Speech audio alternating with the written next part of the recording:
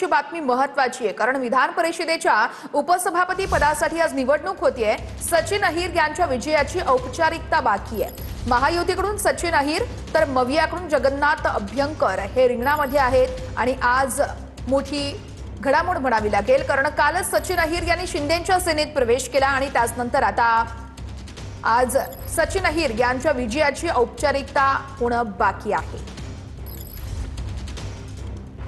सचिन अहिर हे विधान भवनामध्ये दाखल झाले आहेत तर सचिन अहिर यांच्या विजयाची औपचारिकता बाकी आहे। तळागाळातील कार्यकर्त्याला शिंदेकडून संधी देण्यात आली आहे अशी प्रतिक्रिया सचिन अहिर यांनी दिलेली आहे।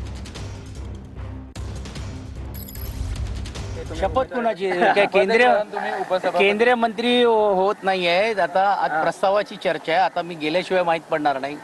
पण आजचा दिवस अत्यंत महत्त्वाचा आहे तुमच्यासाठी। स्वाभाविकच आहे, माझ्यासारख्या कार्यकर्त्याला महत्त्वाचा दिवस आहे कारण एका तळागाळातल्या कार्यकर्त्याला आदरणीय एकनाथ शिंदेजींनी ही जी संधी दिलेली आहे या संधीचं सोनं करणं हे आता माझ्या पुढच्या काळामध्ये आहेत आणि विशेषतः सर्वांना विश्वासात घेऊन सभागृहाचं कामकाज पुढे आपल्याला करावं लागणार। पण आता राम शिंदे सोबत तिला तुम्ही त्यांच्या असणार अनुभवी दोन्ही आणि दोन्ही आहेत आणि विशेषतः आमचा ट्यूनअप पण चांगला आहे।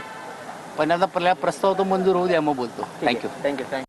तर सचिन अहिर यांच्या बंडखोरी मागे सरनाईकांची मध्यस्थी असल्याचं सूत्र सांगतायत। सचिन अहिर यांचं मन वळवण्यात सरनाईकांची मध्यस्थी आहे। खासदार फुटीनंतर सचिन अहिर यांचं मन वळवण्यात शिंदे सेनेला यश आलंय आणि त्यामध्ये सरनाईकांची मध्यस्थी असल्याचं सूत्रांकडून कळतंय।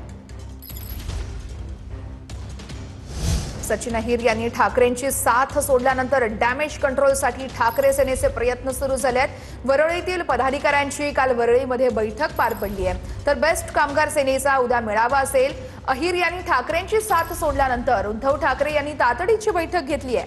बेस्ट कामगार सेनेची मातोश्री निवासस्थानी काल बैठक पार पडली आणि उद्या मेळावा आहे।